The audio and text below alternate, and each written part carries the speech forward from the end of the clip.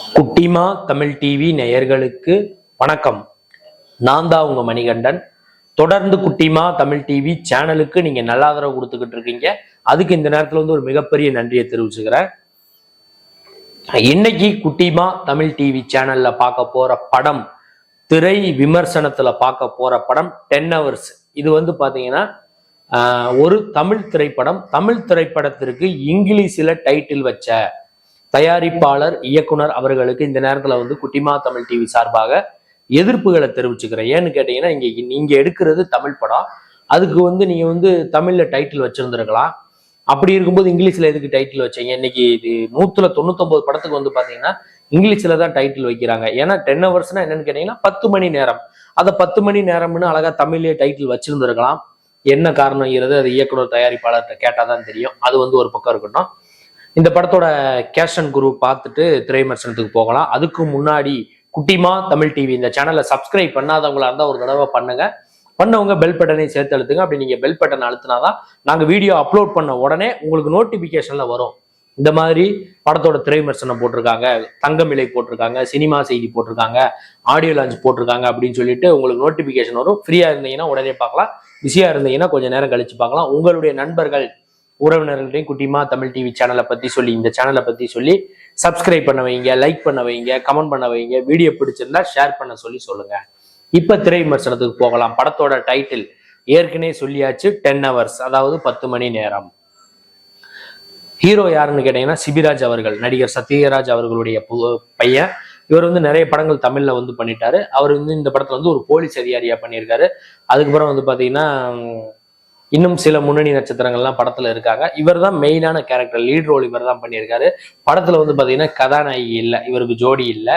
இந்த படத்தோட கதை எப்படி ஆரம்பிக்குதுன்னு கேட்டீங்கன்னா, படம் ஆரம்பிக்கும் போதே பாத்தீங்கன்னா கார்த்திக் சுப்ராஜ், இயக்குனர் கார்த்திக் சுப்ராஜ் அவருடைய அவங்க அப்பா சப் இன்ஸ்பெக்டரா இருக்காரு. அவர் இவர்கிட்ட, ஹீரோ கிட்ட பேசுறாரு. எதுக்கு சார் சோர்ந்து போறீங்க?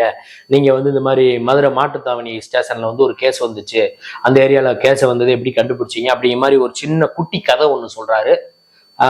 சொல்லிட்டு அப்புறமா 10 மணி நேரத்துக்கு முன் அப்படின்னு ஒரு டைட்டில் கார்டு போடுறாங்க. அதே நேரத்துல அப்படின்னு சொல்லிட்டு இன்னொரு டைட்டில் கார்டு போடுறாங்க. கோயம்பேட்டுல இருந்து, சென்னை கோயம்பேடு ஆம்னி பஸ் ஸ்டாண்ட்ல இருந்து. இப்போ பாத்தீங்கன்னா ஆம்னி பஸ் ஸ்டாண்ட்ல இருந்து பஸ்ஸுக தனியார் பேருந்துகள், அதாவது ஆம்னி பஸ் கிளம்புறது இல்லை. அவங்க அந்த ஆபீஸ்ல இருந்து, பெட்ரோல் பல்க்ல இருந்து ரோட்ல நிப்பாட்டி தான் ஏத்திட்டு போறாங்க.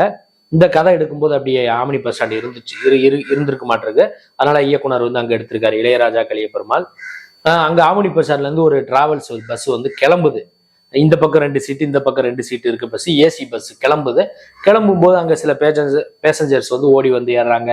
சிலர் டிக்கெட் புக் பண்ணாம இந்த மாதிரி டிக்கெட் இருக்கான்னு கேட்டு ஏறுறாங்க. அந்த பஸ் எங்க போகுதுன்னா கோயம்புத்தூர் போகுது. எப்படி போகுதுன்னா NH45ல, அதாவது உளுந்தூர்பேட்டை டோல்கேட்ல இருந்து ரைட்டு கள்ளக்குறிச்சி, ஆத்தூர், சின்ன சேலம் வழியா சேலம் போய் அப்படியே இந்த ஈரோடு பவானி அந்த பைபாஸ்ல போய் கோயம்புத்தூர் போற வண்டி அது. இதுதான் இந்த பஸ் போற ரூட்டு. இப்ப பாத்தீங்கன்னா பஸ்ல கிளம்பிட்டாங்க. அந்த பஸ் கிளம்பி அப்படியே வந்துகிட்டு இருக்கு, கோயம்பேட்டுல இருந்து வந்துகிட்டு இருக்கு. இந்த பக்கம் அதே நேரத்துல பாத்தீங்கன்னா கள்ளக்குறிச்சிக்கு பக்கத்துல ஆத்தூர்ல ஒரு பொண்ணை காணான்னு ஒரு கம்ப்ளைண்ட், நைட் நேரத்துல ஒரு பொண்ணை காணான்னு ஒரு கம்ப்ளைண்ட், அது ஒரு பக்கம் போயிட்டு இருக்கு. ஹீரோ பாத்தீங்கன்னா சபரிமலைக்கு போறதுக்காக ரெடி ஆயிட்டு இருக்காரு, தாடியோட மாலையோட இருக்கிறாரு. அவர் அந்த பொண்ணை காணான்னு ஒரு கம்ப்ளைண்ட் வந்தோடனே அந்த பொண்ணை தேடி ஒரு பக்கம் போறாங்க. பொண்ணை கடத்தப்பட்டாங்க அப்படிங்கிற முடிவு பண்ணி அங்க இருக்கக்கூட அந்த நைட்டு போலீஸ் பேட்ரோலுக்கு எல்லாம் சொல்றாரு. அவரு அந்த பொண்ணை சேஃபா காப்பாற்றணும் அப்படின்னு சொல்லி சொல்றாரு. அது ஒரு பக்கம் போய்கிட்டு இருக்கும்போது கண்ட்ரோல் ரூமுக்கு, அதாவது 100க்கு ஒரு கால் ஒன்று வருது. இரவு நேரத்துல நைட் ஒரு 12 மணிக்கு மேல ஒரு கால் ஒன்று வருது. இந்த மாதிரி பஸ்ல ஒரு பொண்ணை கொடுமைப்படுத்துறாங்க. பஸ் நம்பரோட சொல்றாரு ஒருத்தர். சரின்னு சொல்லி அந்த பஸ்ஸை பிளாக் பண்ணலான்னு இவங்க பிளான் பண்ணி போறாங்க. பஸ்ஸையும் ஒரு ஆத்தூர் டோல்கேட், அதாவது கள்ளக்குறிச்சி தாண்டோன்னு ஆத்தூர் டோல்கேட் அந்த பஸ்ஸை பிளாக் பண்ணிடுறாங்க. தனியார் பேருந்து, அதாவது சென்னை கோயம்பேட்டுல இருந்து கிளம்பிச்சுல அந்த ஆம்னி பேருந்து, அதை பிளாக் பண்ணி உள்ள போய் பார்த்தா அங்க ஒருத்தர் செத்து கிடக்குறாரு. அவர் ஒரு கதாநாயகன். அவர் பாத்தீங்கன்னா ஒரு பொண்ணை லவ் பண்ணி ஓடி போய் கல்யாணம் பண்ணிக்கலாம், கோயம்புத்தூர்ல நண்பர்கள்ட்ட போய் கல்யாணம் பண்ணி வைக்க சொல்லலாம்னு சொல்லி கோயம்பேட்டுல ஆம்னி பஸ் ஸ்டாண்ட்ல பஸ் ஏறி இருக்காங்க அவங்க. அவரை யாரோ ஒருத்தர் கொன்னுட்டான். அது பேசஞ்சர், அந்த பஸ்ஸுக்குள்ள இருந்து யாரோ ஒருத்தர் கொண்டுட்டா. இதை கண்டுபிடிக்கிறதுக்கு அந்த டிராவல்ஸ் பஸ்ஸை இங்க கொண்டு வராங்க. போலீஸ் ஸ்டேஷன் கொண்டு வந்து நிப்பாட்டுறாங்க, எல்லாரையும் விசாரணை பண்றாங்க. இந்த கொலைகேஸை ஹீரோ கண்டுபிடிச்சாரா இல்லையா, ஏற்கனவே ஒரு பொண்ணு வர ஒண்ணு காணாம போன கம்ப்ளைண்ட் இருக்கு, அதை கண்டுபிடிச்சாரா இல்லையா, அதுக்கு இதுக்கு ஏதாவது சம்பந்தம் இருக்கா இல்லையா, இத்தனை கேள்விகளுக்கு விடை சொல்றதா இந்த படத்தோட 10 hours படத்தோட முழு நீள திரைக்கதையா அமைஞ்சிருக்கு. இதுல வந்து பாத்தீங்கன்னா பிளஸ் பாயிண்ட்னு வந்து பாத்தீங்கன்னா படத்தோட ஒளிப்பதிவு, சினிமாட்டோகிராபி, அதாவது கேமரா ஒர்க்கை வந்து பிளஸ்ல தான் சொல்லணும். ஏன்னு கேட்டீங்கன்னா நல்ல இரவு காட்சிகளை இரவு நேரத்திலேயே எடுத்திருக்காங்க. நல்ல ஹெலிகேமு, டாப் ஆங்கிலு, நல்ல மேக்கிங் எல்லாம் நல்லா பண்ணியிருக்காரு இளையராஜா கலியபெருமாள். ஒளிப்பதிவாளரும் சூப்பரா பண்ணியிருக்காரு.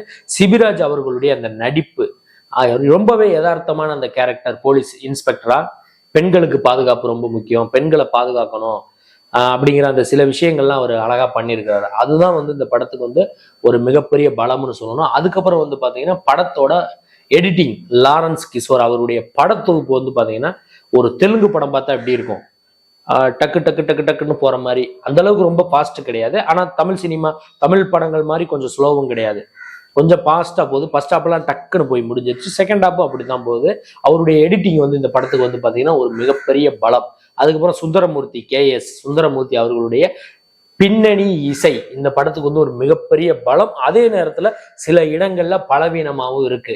எந்த மாதிரி இடங்கள்னு கேட்டீங்கன்னா படம் பார்க்கும்போது உங்களுக்கே தெரியும். ஜீப்ல வந்து சிபிராஜ் வந்து வந்துகிட்டு இருக்காரு, ஒரு விஷயத்த கண்டுபிடிக்கிறதுக்காக போலீஸ் பேட்ரோல் ஜீப்ல போய்கிட்டு இருக்கும்போது தாகம் எடுத்து தண்ணி குடிக்கிறாரு. அவர் வாட்டர் பாட்டில் எடுத்து இப்படி தண்ணி குடிப்பாரு. அந்த இடத்துல கூட கொஞ்சம் சைலண்ட் விடாம மியூசிக் டைரக்டர் வந்து பாத்தீங்கன்னா பாகுபலி, இந்த KGF, RRR வாசிப்பாங்க பாருங்க பிரம்மாண்டமா, அந்த மாதிரி வாசிச்சிருக்காரு. அதை கொஞ்சம் தவிர்த்து இருந்திருக்கலாம், ஒரு சில இடங்கள்ல சைலண்டா விட்டு இருந்திருக்கலாம். அதுக்கப்புறம் ஒரு கிரவுண்டுல வந்து பாத்தீங்கன்னா வாலிபால் கிரவுண்டு நினைக்கிறேன், அந்த கிரவுண்ட்ல வந்து ஒரு பெரிய ஃபைட் சீக்வன்ஸ், அந்த இடத்துல இவர் வாட்டுக்கு வாசிக்கிட்டே இருக்கிறாரு. அப்புறம் போலீஸ் ஸ்டேஷன்ல எல்லா இடத்துலயுமே வாசிக்கிறாரு. அதாவது என்னன்னா பின்னணி இசைங்கிறது இந்த படத்துக்கு வந்து ஒரு மிகப்பெரிய பலமா தான், நல்லா தான் வாசிச்சிருக்காரு KS சுந்தரமூர்த்தி அவர்கள். ஆனா என்னன்னு கேட்டீங்கன்னா எல்லா இடத்துலையும் வாசிக்கும் போது படம் பார்க்குற ஆடியன்ஸ், நான் படம் பார்த்தேன் ப்ரீவியூ தியேட்டர்ல, அப்போ வந்து பாத்தீங்கன்னா அது வந்து கொஞ்சம் டிஸ்டர்ப் ஆகுது. என்னடா இது எல்லா இடத்துலயுமே மியூசிக் வருது, அந்த ஹீரோ என்ன பேசுறாருன்னு நம்மளால சரியா கேட்க முடியல. அவரு தண்ணி குடிக்கிறாரு, அதாவது தாகம் எடுத்து தண்ணி குடிக்கும் போது கூட பின்னணி இசையை வாசிக்கணும்.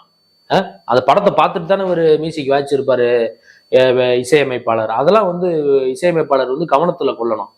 ஒரு விஷயத்த கண்டுபிடிக்க போறாரு, நீ பிரம்மாண்டமா வாசிக்கிறீங்க, ஒரு டெட் பாடி காணாம போச்சு அந்த இடத்துல வாசிச்சீங்க, அதெல்லாம் ஓகே. ஒரு தாகம் எடுத்து தண்ணி குடிக்கிறாரு ஜீப்ல போயிட்டு இருக்கும்போது, அந்த இடத்துல கொஞ்சம் தண்ணி குடிக்கிற ஃபீலு, அந்த தண்ணி குடிக்கிற அந்த சவுண்டை கூட அழகா போட்டிருந்திருக்கலாம் ஃபைனல் மிக்சிங்ல. அது யார் பண்ண தப்புன்னு தெரியல. அது சில இடங்கள்ல மியூசிக் பெரிய பலமா இருந்தாலும் ஒரு சில இடங்கள்ல இரிட்டேட்டிங்கா இருக்கு. எதுக்கு அந்த மியூசிக்கை பத்தி சொல்றேன்னா, ஏன்னா மியூசிக்கும் விசுவல் தான் இந்த படத்தை வந்து தாங்கி கொண்டு போயிருக்கு அடுத்த கட்டத்துக்கு. வசனங்கள்லாம் கம்மி தான். அப்படி இருக்கும்போது இதெல்லாம் வந்து இசையமைப்பாளர்கள் வந்து கவனத்துல கொள்ளணும்.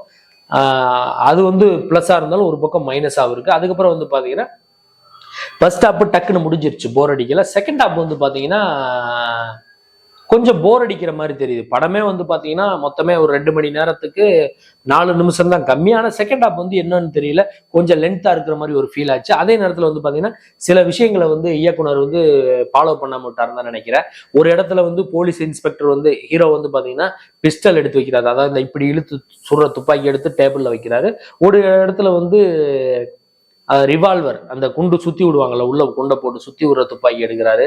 அப்படி இந்த காலகட்டத்துல 2 துப்பாக்கியுமே போலீஸ் யூஸ் பண்றாங்களாங்கிறது எனக்கு தெரியல. அதுக்கப்புறம் ஒரு சீன்ல போலீஸ் ஸ்டேஷன்ல வந்து துப்பாக்கியை நான் துடைக்கிறதுக்காக டேபிள் எடுத்து வச்சேன், அந்த பேசஞ்சர் ஒருத்தர் எடுத்து இன்னொருத்தவங்களை சுட போறான். இதெல்லாம் லாஜிக்கா வந்து மீறுற மாதிரி தான் இருக்கு. ஏன்னா ஒரு துப்பாக்கிங்கிறது ஒரு பாக்ஸ்ல வச்சு பூட்டி சேஃப்டியா தானே வைக்கக்கூடியது, அதை என்னமோ விளையாட்டா பயன்படுத்துறாங்க. அதே நேரத்துல ஒருத்தன் செல்லுக்குள்ள இருந்து ஒருத்தவங்கள சொல்றானா, அவனை வந்து இங்க இருக்கிற கான்ஸ்டபிள் இங்க இருந்து குறிப்பாத்து சொல்றானா, அதெல்லாம் எப்படிங்கிறது ஒரு சில லாஜிக் மிஸ்டேக் இருக்கு. செகண்ட் ஹாப் லைட்டா போர் அடிக்கிற மாதிரி தான் இருக்கு. ஃபர்ஸ்ட் ஹாப் போன விறுவிறுப்பு செகண்ட் ஹாப்ல இல்ல. இன்னொன்னு வந்து பாத்தீங்கன்னா இந்த படம் விறுவிறுப்பா போகும்போது எல்லாருக்கும் இந்த படத்தோட கதை புரியுமான்னு தெரியல. ஏன்னு கேட்டீங்கன்னா கொஞ்சம் ஸ்லோவா போகணும்ல. ஏன்னா ஒரு டீட்டெயிலா சொல்லியிருக்காரு இயக்குனர் இளையராஜா கலியபெருமாள், இருந்தாலும் கொஞ்சம் மெதுவா போயிருந்தா நல்லா இருந்திருக்கும் அப்படிங்கிறது என்னுடைய கருத்து. அதுக்கப்புறம் வந்து பாத்தீங்கன்னா இன்னும் சில மிஸ்டேக்லாம் இருக்கு. அதாவது சென்னை கோயம்பேட்டில இருந்து அசோக் நகருக்கு 1 மணி நேரம் டிராபிக், ஆனா 8:30 மணிக்கு கிளம்பின வண்டி 9 மணிக்கு போகுது. ஓகே, மறைமலை நகர்ல வந்து பஸ் சாப்பிட்றதுக்காக நிப்பாட்டாங்கன்னு படத்துல ஒரு சீன் வருது. அங்க வந்து பாத்தீங்கன்னா 9:30 மணிக்கே போயிருச்சான். சென்னை அசோக் நகர்ல இருந்து மறைமலை நகர் வந்து கிட்டத்தட்ட செங்கல்பட்டு டோலுக்கு பக்கத்துலதான் இருக்கு மறைமலை நகர். அங்க எப்படி போகணும்னாலும் சென்னை அசோக் நகர்ல இருந்து வந்து பாத்தீங்கன்னா 2 மணி நேரம் 1.5 மணி நேரமாவது ஆகும். ஆனா இந்த பஸ் 1/2 மணி நேரத்துல போனதா வந்து கதை பண்ணியிருக்காரு இயக்குனர். ஒருவேளை டிராவல்ஸ் பஸ்ல போலையா, இல்ல வந்து உதவி இயக்குனர்கள் யாராவது இந்த இந்த டைமிங்கை சொல்லலையா, இல்ல தப்பா அந்த எடிட்டர் வந்து அந்த டயத்தை வந்து அங்க வந்து போட்டாராங்கிறது தெரியல. இதெல்லாம் வந்து பார்க்கணும். ஏன்னு கேட்டீங்கன்னா 1/2 மணி நேரத்துல எப்படி போக முடியும் சென்னை அசோக் நகர்ல இருந்து மறைமலை நகர்? இதெல்லாம் ஒரு பெரிய மிஸ்டேக் இல்லை, இருந்தாலும் நான் சொல்ல வரேன். படத்துல வந்து இதெல்லாம் அவங்க மென்ஷன் பண்ணும்போது பாக்குறாங்க. ஆடியன்ஸும் டிராவல்ஸ்ல போயிருப்பாங்க, பஸ்ல போயிருப்பாங்கல்ல, அது ஒரு விஷயம் இருக்கு. அதே மாதிரி டிராவல்ஸ்ல போகக்கூடியவங்களுக்கு பாதுகாப்பு இருக்கா இல்லையா, அதை பத்தி இயக்குனர் பேச வந்தாரா, ஃபைனலா இயக்குனர் என்ன சொல்ல வந்தாரு இளையராஜா கலியபெருமாள் அப்படிங்கிறது வந்து ஒரு குழப்பமா தான் இருக்கு. இருந்தாலும் வந்து பாத்தீங்கன்னா ஒரு 2 மணி நேரம், 2 மணி நேரத்துக்கு ஒரு 4 நிமிஷம் தான் படம் கம்மி. அந்த 2 மணி நேரம் அந்த கொலையாளி யார், அந்த பெண்ணை கடத்தினது யார் அப்படிங்கிறதுக்காகவே நம்ம உட்கார்ந்து இந்த படத்தை வந்து பார்க்கலாம். படம் வந்து ஓகே, ஒரு தடவை பார்க்குற மாதிரி தான் இருக்கு இந்த 10 hours திரைப்படம். நான் பண்ண இந்த ரிவ்யூ. இந்த வீடியோ உங்களுக்கு பிடிச்சிருந்தா லைக் பண்ணுங்க, கமெண்ட் பண்ணுங்க, ஷேர் பண்ணுங்க. மறக்காம குட்டிமா தமிழ் டிவி இந்த சேனலை சப்ஸ்கிரைப் பண்ணாதவங்களா இருந்தா ஒரு தடவை பண்ணுங்க. பண்ணவங்க பெல் பட்டனை சேர்த்து அழுத்துங்க. அப்படி நீங்க பெல் பட்டன் அழுத்தினாதான் நாங்க வீடியோ அப்லோட் பண்ண உடனே உங்களுக்கு நோட்டிபிகேஷன்ல காமிக்கும். நீங்கள் அந்த வீடியோவை பார்த்து என்ஜாய் பண்ணலாம். உங்க நண்பர்கள் உறவினர்களை குட்டிமா தமிழ் டிவி சேனலை பத்தி சொல்லி சப்ஸ்கிரைப் பண்ண வைங்க, லைக் பண்ண வைங்க, கமெண்ட் பண்ண வைங்க. வீடியோ பிடிச்சிருந்தா ஷேர் பண்ண சொல்லுங்க. அடுத்த வீடியோல இதே மாதிரி ஒரு திரை விமர்சனம் அல்லது சினிமா செய்தி அல்லது இதர செய்தியோட மீண்டும் நான் உங்களை வந்து சந்திக்கிறேன். அதுக்கு முன்னாடி ஒரே ஒரு விஷயத்த மட்டும் இந்த ரிவ்யூல வந்து மிஸ் பண்ணிட்டேன்.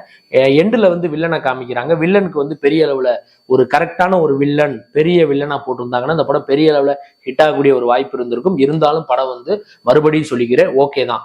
குட்டிமா தமிழ் டிவி சேனலை பார்த்து ரசிச்சுக்கிட்டு இருக்க நேயர்களுக்கும் ரசிகர்களுக்கும் நெஞ்சார்ந்த நன்றிகள்.